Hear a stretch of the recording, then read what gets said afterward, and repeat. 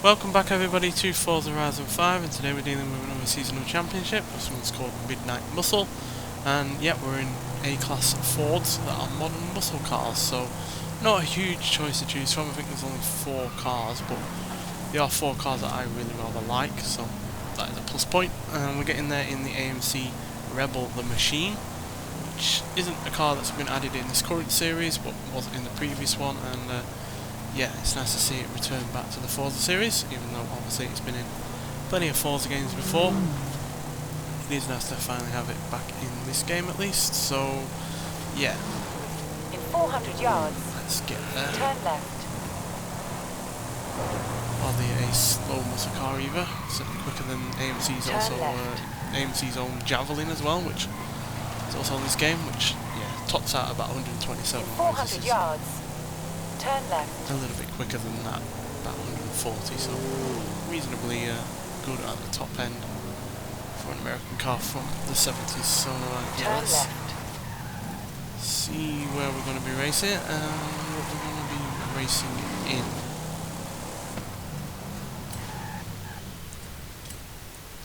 So let's check it out.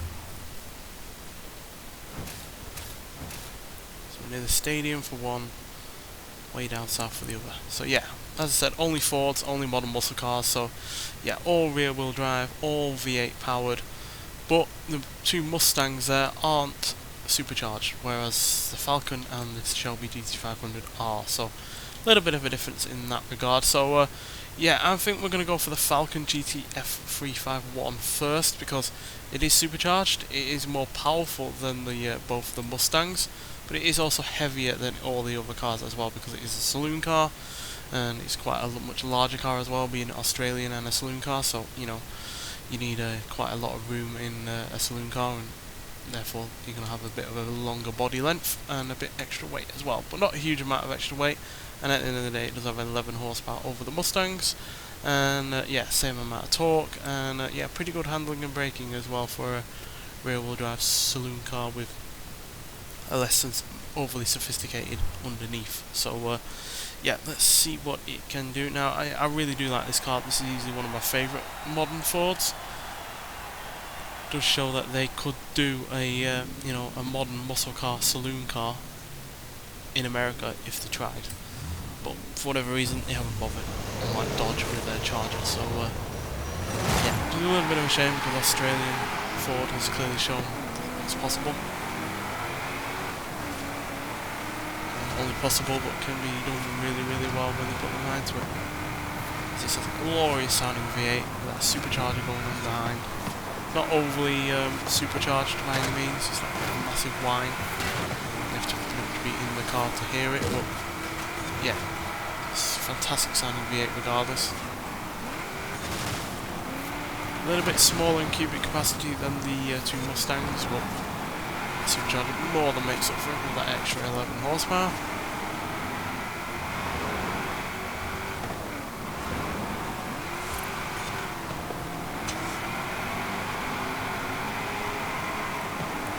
It's hardly a sophisticated saloon car like, say, the Germans with their Mercs and BMWs and Audis, but it's got a kind of old school charm to it, while still having reasonable modern luxuries to it.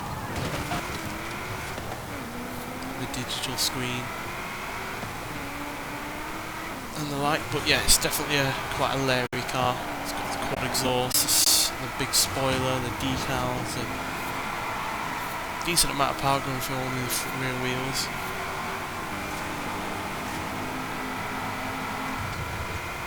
Because of its old school approach, if you're just going to play with old school fun, it's not going to trouble you for it either. It will slide out whenever you want it to, basically. Well, to be honest, it doesn't take much in the way to prompt it to get it to slide, quite frankly. If there's any downside to this car, it will be the brakes.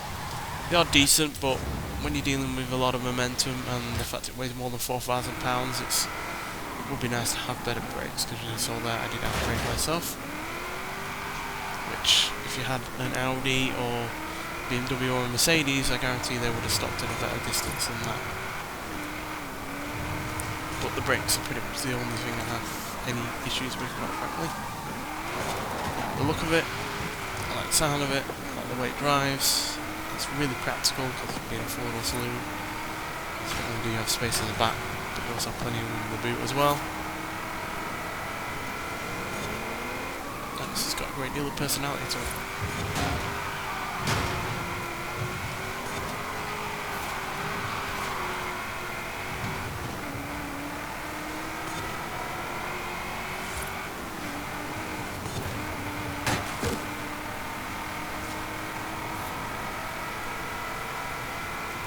Supercharger helping us pull up this hill. And there we go. Not a resounding victory by any means, probably because I was having a little bit too much fun sliding around, but a win regardless.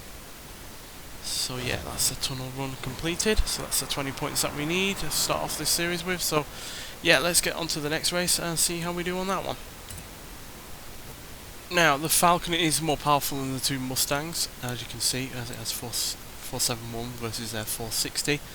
And yeah, the RTR Spec 5, despite having substantially better handling and braking than the standard Mustang GT, is actually heavier due to its additional bodywork,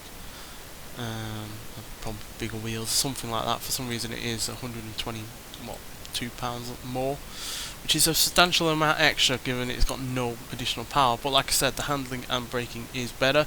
It's definitely a far nicer car to actually drive, but it isn't as quick. So yeah, but I feel handling may well come in handy here. So let's try it out regardless. And yeah, at the end of the day, even though it's not going to bear any relevance to the race at all, it does look better than the standard GT, quite frankly. So yeah, let's see if the handling and braking, which is superior not only to the standard Mustang GT, but also to the Falcon, can help us here.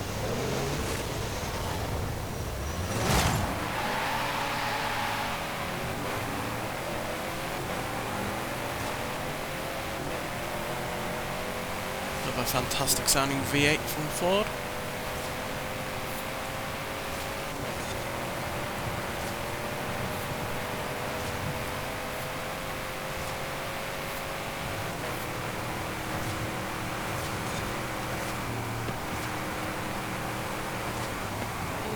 Shit, Falcon. Ow. Squished in between two different cars there.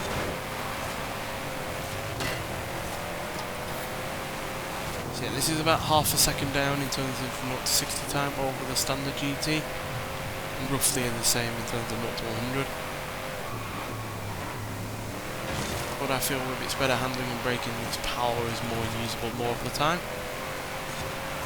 You can brake later, you can better turn in, has traction as easily, so yeah, it's definitely a better handling car than the standard GT.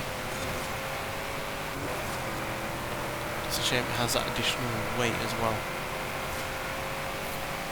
because if they kept it about the same weight or less, then this would have been substantially better. Because if you had less weight, then you know you would have had an additional amount of speed on the go as well.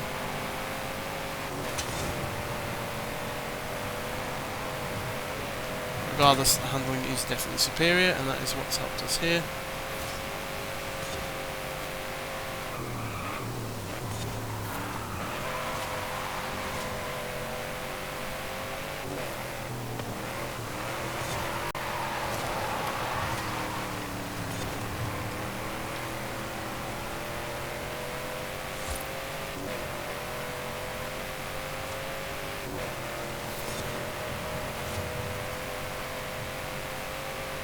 Yeah, any slight difference in acceleration time is not going to be made up by that GT when you take into consideration how much quicker I can go through corners. So yeah, it's a good payoff and a good compromise, quite frankly. There's always compromises when it comes to cars, and this is compromised on a little bit of weight and therefore a little bit of acceleration, just to have superior handling. Does that more than well enough. So yeah, another first place finish there.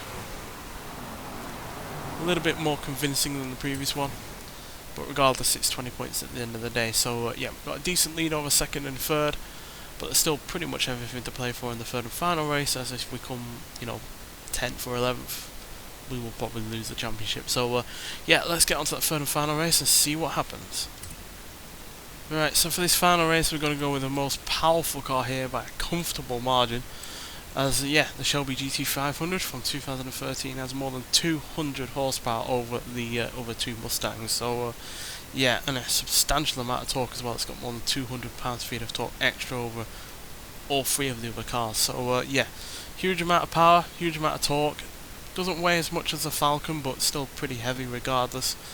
And yeah, the handling and braking therefore isn't quite the best. But yeah, just in terms of sheer firepower and speed and acceleration, this is pretty much unmatched. And yeah, I absolutely adore this car. It's easily my favourite of the four from this lot. And yeah, it's probably my favourite version of the Shelby GT500. I know it's not sophisticated in the slightest.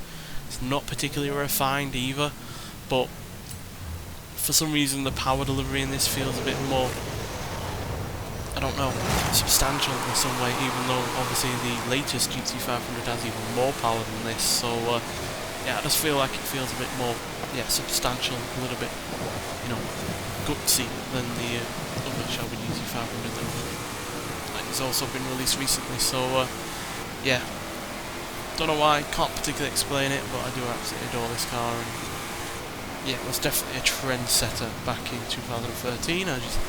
Yeah, this was before your Hellcats, it was before your Camaros got up to 650 horsepower or anything like that. And yeah, even the Camaro at 650, regardless of when it would have been released, would not have matched this. So yeah, fantastic car this is all around, even though, yeah, like I said, it's not the most sophisticated car going, but that supercharger, that V8, those looks, and just a sheer brutal delivery of its power, all fantastic. It's not the worst handling car either, to be honest. Just takes a bit of getting used to, that's all.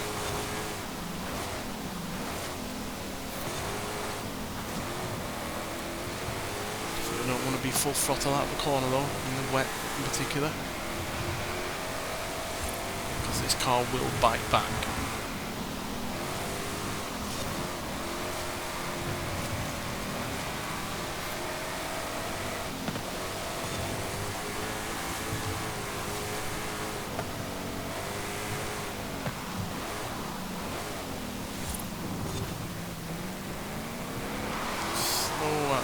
Oh, the Falcon there spun out nearly. A few of the other cars did as well.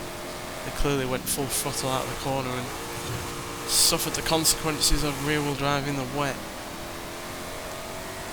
It's put them way behind. I was sensible out of that corner, luckily.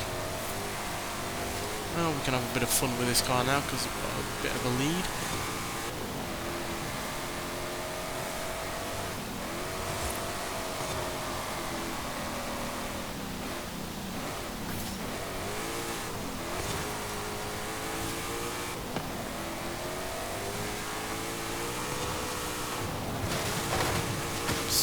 Bit of off-roading there, slightly overcooked it.